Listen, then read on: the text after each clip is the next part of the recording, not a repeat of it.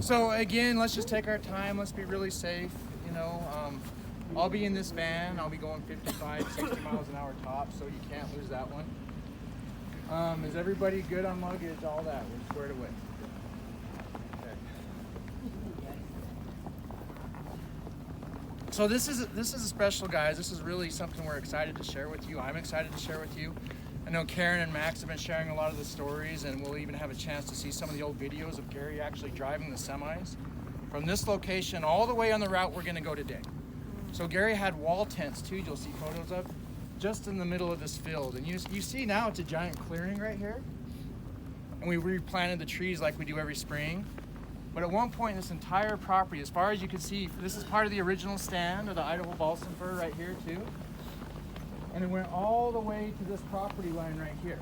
It was part of a massive abandoned tree farm Gary found in 1998. And he was driving by this property. You know, Gary's a country guy from Chalice, Idaho. He loves driving country roads. You'll come, when we share more of the story, you'll see that's how he also found the St. Mary's farm. But driving down MacArthur Lake Road, he saw a bulldozer pushing all these trees over and burning them. And he stopped and asked, like, what are you doing to these beautiful trees? So if you've looked in Gary's book, in '98, he did his first test distillation of the Idaho Balsam Fir and discovered what we all know as the Idaho Balsam Fir. I think he discovered one of the most beautiful oils we have, right?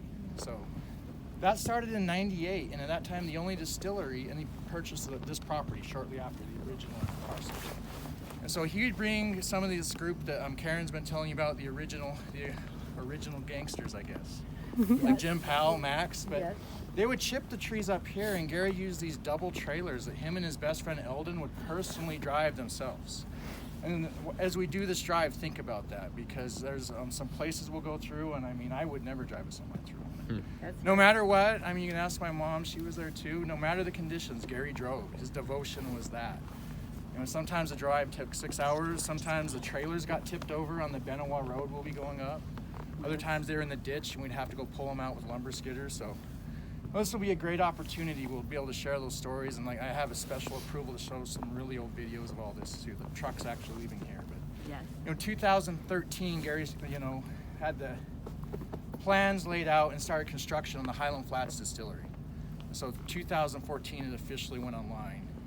When Gary drove his first truckload in here to me, because I was always in the warm distillery, that's always been my role, he literally cried because it was such a, I mean, he loved to drive, we all know that, but it was a huge stressful burden on him. So, we just want to plug you guys into that history and the devotion, and let you actually ride the old chip trail. So. Awesome.